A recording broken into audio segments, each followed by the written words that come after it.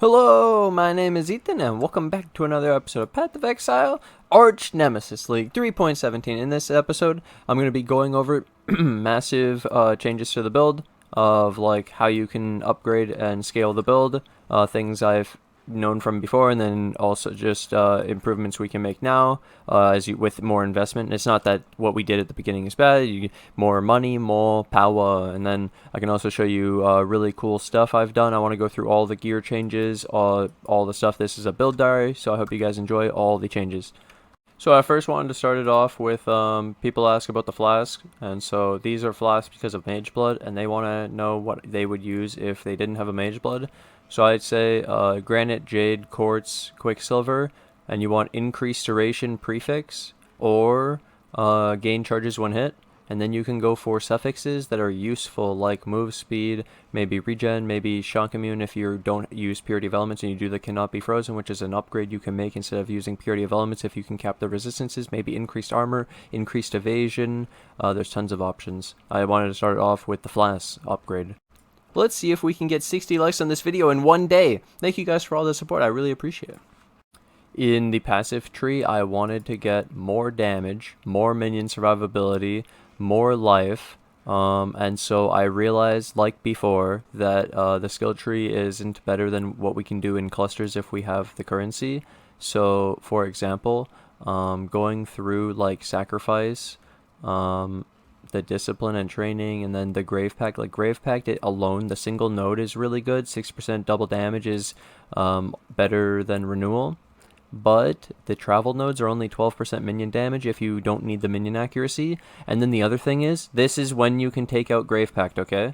Level 30 plus Carrion Golem. So I'm at 32, so I'm especially good. Also, Blind lowers the evasion rating of the enemy, making your golems more accurate.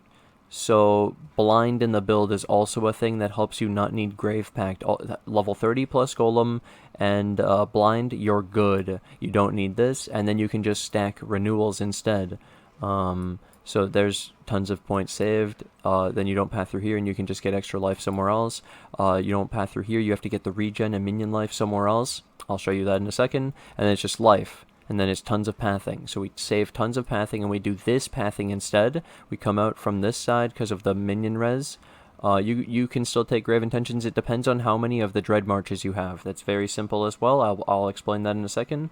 So you path up, and then the idea is you have your cluster. And this is my one that I showed in the previous video. People ask about the cluster, so I'll do another brief explanation. Basically, if you do a renewal feasting fiends, these two mods in Surge, guaranteed these two mods, right? Then you do a second thingy. You can do count 1 of 3, and you do 3 mods. You do Call to Slaughter, Primordial Bond, and Rotting Claws, and then it'll pick one of those 3 to fill in the third notable on trade. And then basically the point is it goes in the back. It's always the third one's in the back. If you have Feasting Fiends renewal, the third notable is the back, and then you do a 5-point large cluster. So I just did that twice. So it's to show Call to Slaughter and Primordial Bond. We don't take them, but we get them for 5 points, and then they're cheap too. Because the better one that we want is Renewal, Vicious Bite, Rotting Claws, but that's like 5x, and it costs more points. So for now, I want this. And the survivability from Feasting Fiends is not bad, actually. Then, the other thing was, I figured out I wanted to do triple Dread March in this build. So Dread March is physical damage reduction, which is like the Indom army, right? But then we also have the Chaos Res, so we get 30% from the tree from Dread Marches, and then another 26% here. So this is 56%. The minions have 20% base, so this takes them to 76%. This is cap. It's amazing. You don't need Grave Intentions, basically. This is the point. You can replace Grave Intentions with 3 Dread Marches. That's really simple. Then you also lose the Mastery, though. I lost the Leech, which is where the Feasting Fiends actually comes in handy in the beginning while we don't have the Leech, for example. I might have to spec into a second defense or, a second defense Mastery on the skill tree, to be honest, for the Leech. Or I have to get Feasting Fiends somewhere else, because I do want Leech in the build, probably. But then we also get to stack renewal. We had renewal on the large cluster, and we have renewals on the medium, so 5 renewals. That's super sick. Tons of double damage. And then a small min-max. I don't think you will be able to do this, so I'll tell you what you should do and what I have. So I found this jewel because I knew about this for about 2 seasons and no one does it. This is probably like the meta that I can create right now. Okay, percent life, minion damage, and minion all res, and then there's an open suffix, technically too. I have another one which actually has an open suffix. What the fuck is that? What is this jewel? How hard is that to craft? Figure it out. So that, this gives you all res for the minions. That's the point. It's 3 stats, big stats. It's obviously OP, or really strong. So then I didn't need to take this minion LE res to cap my minions to 83 res with that 80%, 8% max all res. Yeah, I get it from the jewel. So instead, you have to take this, and you lose the 8% physical damage reduction. See how that one jewel is really cool. I think it's really efficient, and obviously the fact that it can have an extra mod too. It's clearly better than what we can do on the skill tree. Jewel sockets with really OP, costly jewels, expensive shit is amazing. Wow, I'm learning what we can craft though. Like I didn't know to do that one before, and how it could actually beat it if you build it perfectly. It's so cool. So that's the skill tree explanation. So Dreadmarch renewal, mediums, and then mostly renewal feasting fiends. Now I'll go through the gear. I'll do this one first. So in my build, I took out the quartz flask because I'm doing the Mageblood, and so I don't have quartz flask for phasing, and I don't have phase run for phasing. So some people have been doing phase run for phasing, and I would probably recommend that. I did some weird shit just for fun. I took out Purity of Elements, did all that with the pure Mageblood, and I did haste, and then haste with Watcher's Eye. This is an old tech that I like, and you can do phasing while you haste, and then yeah, permanent phasing.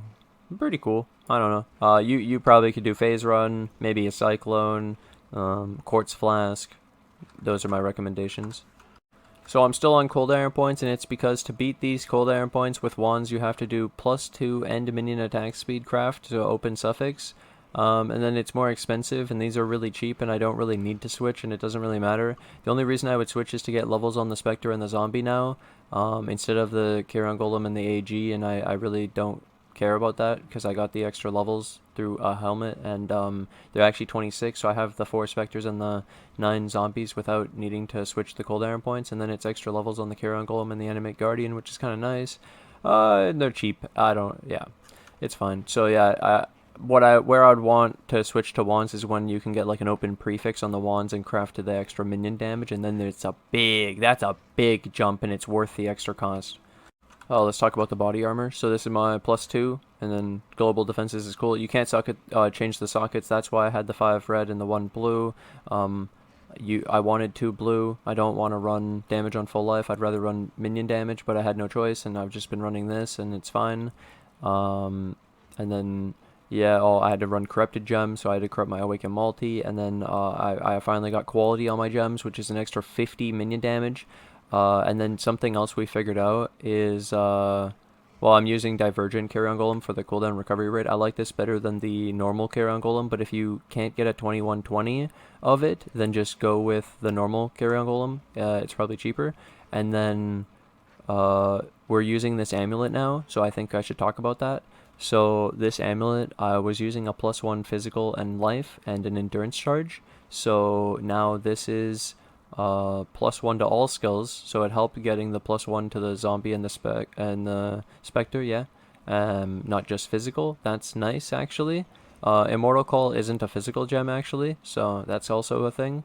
And then the quality, we realized it's quality for the cooldown recovery rate and like area of effect on the auras, and then determination. I mean the flesh offering, if you get alt quality, we got up to 55 attack speed. We have, what was the other one? Oh yeah, technically you could alt quality animate guardian and he'll get more life. You could get the alt quality spectre with melee damage and life. You could do pride got radius, so it's up to like 70 radius. I got radius on the summon skitterbots by doing anomalous. That alt quality. Divergent, it doesn't exist, but I want it. It would be really strong. And then increased effective defiance banner. Yeah. And then flame dash gets cooldown recovery rate and vitality radius. Pretty cool. It's actually really cool. Really strong. And zombie gets life actually. So zombies are in my builder at 51k. It's actually not too bad. We're getting up there. So this Ami's sick. It comes with more stuff than I realized. And then also the reservation was as much reservation as the entire small cluster determination uncompromising and the 2 travel nodes. So it was 3 points saved and a jewel socket. For a single mod on the Ami. 3 points, a jewel socket, and yeah, for a single mod. It was pretty good. And then it actually scales better with doing more auras. Yeah. Because then it's all of the auras, not just determination. Which that you could do that with the small cluster too. You do the increase effects. So they're like 8% reservation per travel node. And it's like 24% for one small cluster and 1 jewel socket. 3 points and it's pretty cool. Nice. That's why the Ami is actually really strong though. And it's not that expensive right now. I'll check the price. Yeah, it's like 1.2x for the amulet right now. It's not too bad. I'll go through the belt now since it's pretty important. Mage blood. This is mine, obviously. Yeah. Okay. What do you use? I recommend the Stygian Vise because you can use Ghastly Jewel and save a jewel socket on your tree. Like I literally lose a jewel socket on my tree because I don't have a Stygian. But yeah, life and then taunt blind. T1 both of the taunt blind as priority. Life is less priority, and you don't really need the minion physical damage because your base damage is pretty good by scaling the levels of the minions.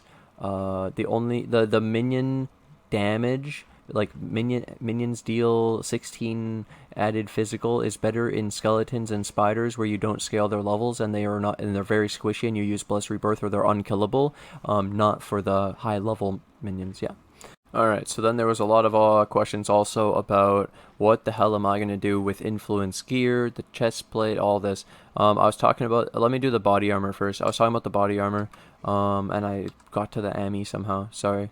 So the body armor is the +2, and you can actually get another +2 through a different method.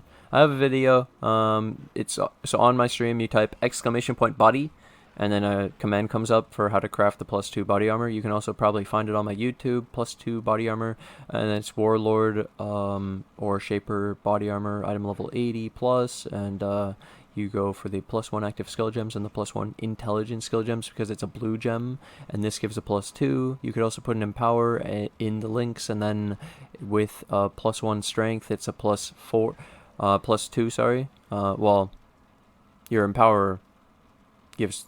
It gives an extra because the empower gets a level, and so does your. Oh wait, sorry, just the empower gets the level. So yeah, it's a +4. Yeah, because it's a strength gem. So it's a way to get an extra level to the Carrion Golem, but empower isn't the best you could use. I realized in my build I could actually use empower instead of the damage on full life. That's hilarious because I have this stupid red gem and it would be corrupted because it's an empower actually. That's pretty interesting. I wonder if it's good. I'll take a look since I'm in this spot. Might as well. Now, so you could run a +2 Warlord or Shaper body armor that's craftable through a 4-socket resonator. 2 tries is all it takes. It's not that expensive. The most is going to come from having to get the 6-link influence body armor. So the way to do that is you get a normal body armor 6-link and you influence it through a exalted orb, the Warlord's exalted orb. Easy game. So now, let's talk about the other gear and why we didn't go for Shaper, Elder, or other influences. Alright, let's start with the glove. So, I went for a life, chaos res, uninfluenced, strength, spell suppression, and open prefix. Well, actually, it didn't have an open prefix, and I did something, and I'll show you a clip of that. Okay, so if Searing Exarch is dominant, I can do...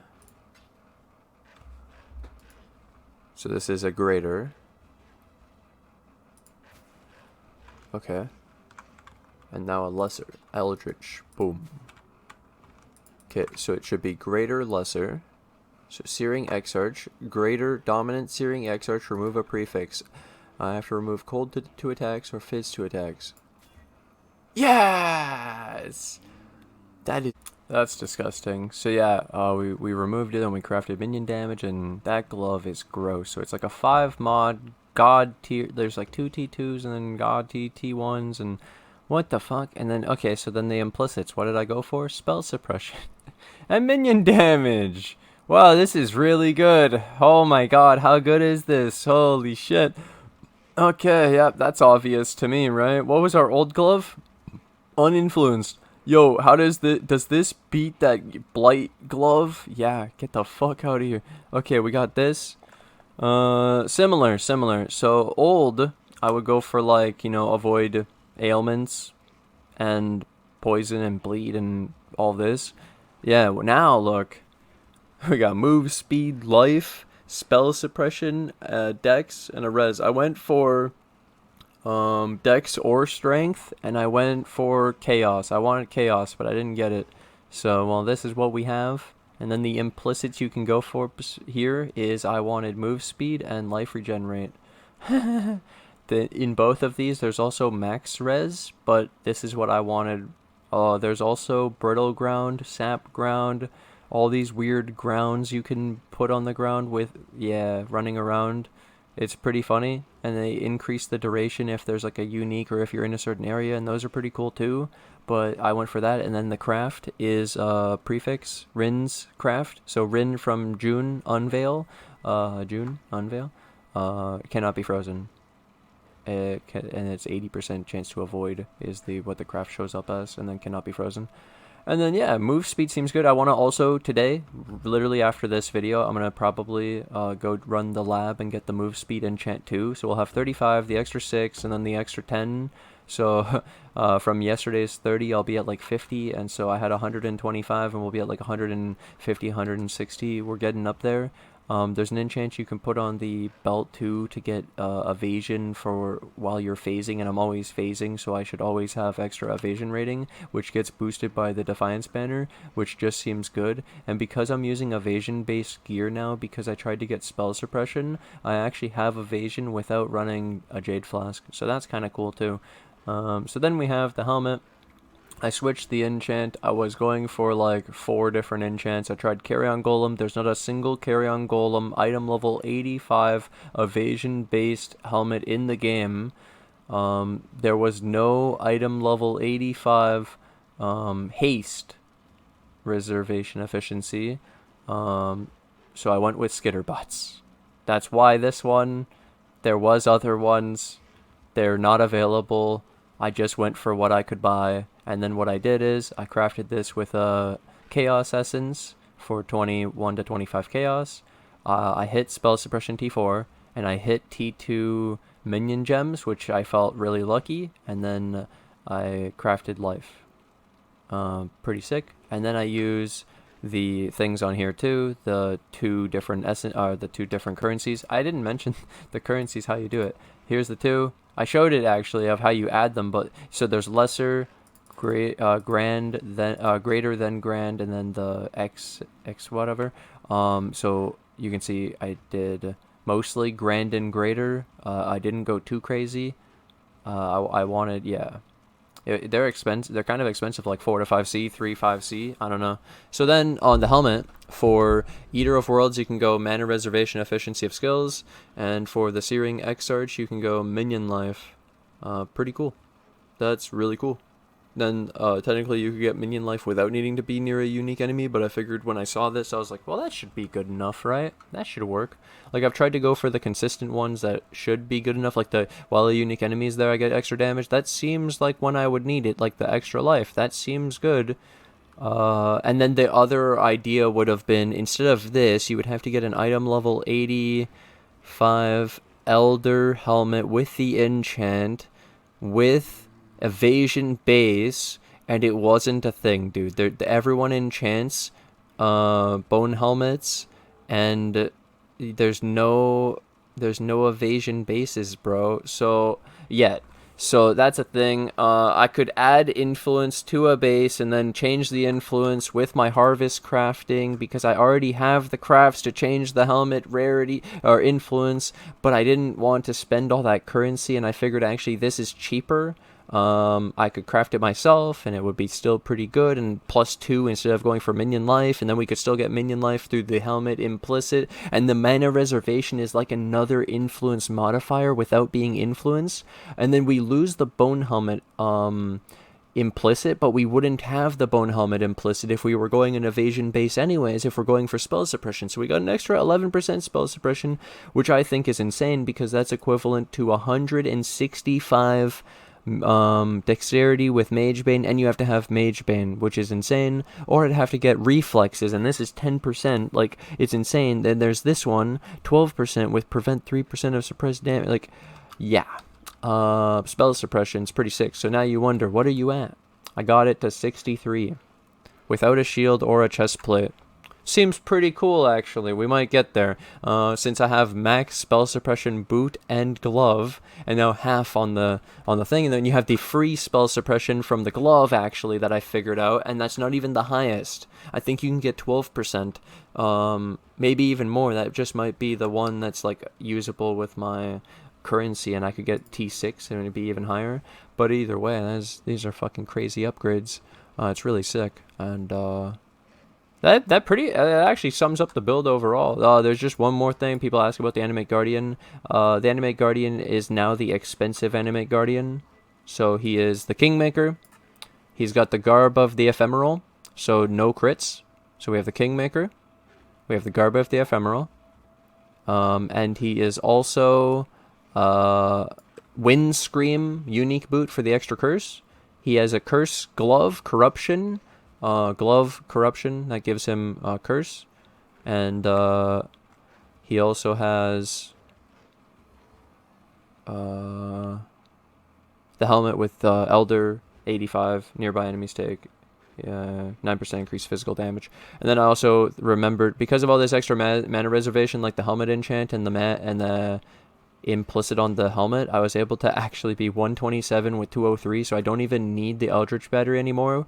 127 should be enough without the chestplate, and then we're actually 32 without the chestplate, so this Carrion Golem is 30 is the nice spot. It's not bad to go to 32, but I'm just saying, like, technically you don't need to as much, where it's like these +2 on just the carry-on makes our build imbalanced, basically, to explain it. If we have global levels for everything, and then randomly 2 levels on only one of the minions, why is one minion tankier than the rest when it doesn't even need it, because it's our carry and it's actually one of the strongest at staying alive, next to the maybe AG. So you don't really need and it already has an extra +6 over the other minions too, because of the cooldown points, like. Yeah, so they'd be good, and now that I can move out of Eldritch Battery, I can wear any chest plates, so then it's a question of what do I wear, guys? Yeah, pretty interesting. Pretty interesting. I wonder what we should do. There's the new chest plates with the new implicits too. I could wear like an evasion chest plate with spell suppression, and I also realized there was a boot with like life, spell suppression 22, and like 30 move speed, and I was like, what the fuck? This boot's so good. I think it's the Atziri one. Holy shit, bro. It's so good, actually. Like, it would only be missing the Frozen and the Dex, really, from this. And obviously the Influence, because it's a unique compared to the new shit. But, yeah, basically this video, it was a lot, and the new stuff is really, really cool, and I've really dug into it. And, spell suppression on its way, boys. I want to get into today's stream. I want to get back to plan. Let's fucking go. I hope you guys enjoyed this. I hope it helped catch you up. I hope you now understand the build more, and you understand more upgrades you can make in your build, and why I made the upgrades I made, and how fucking cool minions are that you can scale them like this from the beginning, and we're going to take them all the way. You can already tell this is going all the way again. Here we go. Woo! Choo-choo! All aboard! So yeah, thank you guys for watching. Thanks for hanging out. I hope you guys enjoyed this episode. I hope you learned something. I hope you understand how you can upgrade your build more. And more ways to utilize the new currencies, maybe using the exalted orbs, the annulments, and using the implicits and going fucking crazy, and maybe even trying to get spell suppression in your build. Thank you guys for watching, and I'll see you guys in the next episode.